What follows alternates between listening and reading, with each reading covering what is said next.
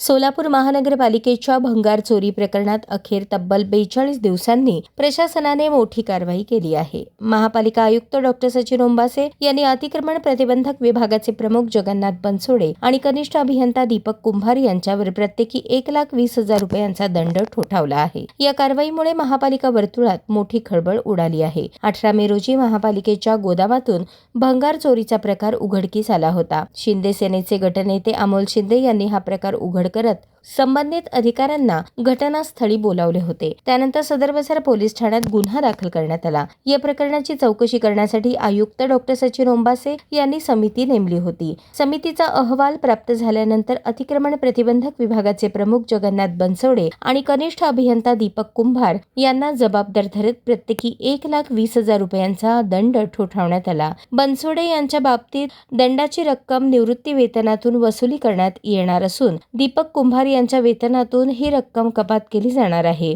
या कारवाईनंतर महापालिका प्रशासनातील जबाबदारी आणि उत्तरदायित्वाचा मुद्दा पुन्हा एकदा चर्चेत आला आहे. महापालिकेच्या अतिक्रमण विभागातून काही भंगार चोरल्या गेल्याची माहिती मिळाली होती. त्यानंतर आपण पाहणी देखील केलेली होती.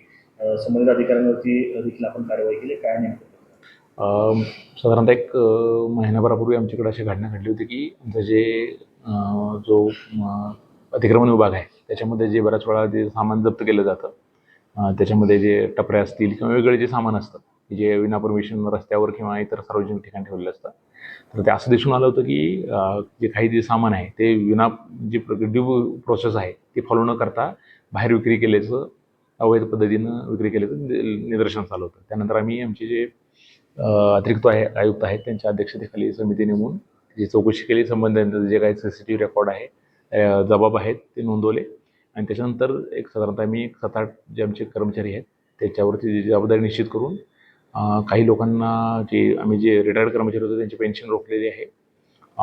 1-2 कर्मचारी त्यांना आम्ही सस्पेंड केलेलं आहे आणि जे इतर जे जबाबदार होते त्यांचं आर्थिक जे आम्ही त्यांना दंड लावलेला आहे आणि जे त्यांचे वरिष्ठ अधिकारी होते त्यांना ताकीद दिलेली आहे की त्याच्यावर तुम्ही सुपरविजन कमी पडल्यामुळं 1-3-4 जे जबाबदार आहेत त्यांना त्यांच्यावर सुपरविजन योग्य नसल्यामुळे त्यांना ताकीद दिलेली आहे.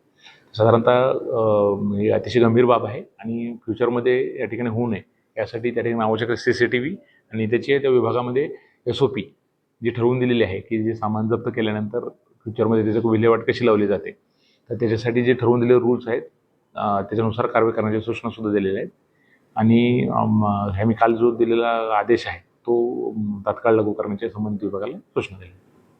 धन्यवाद.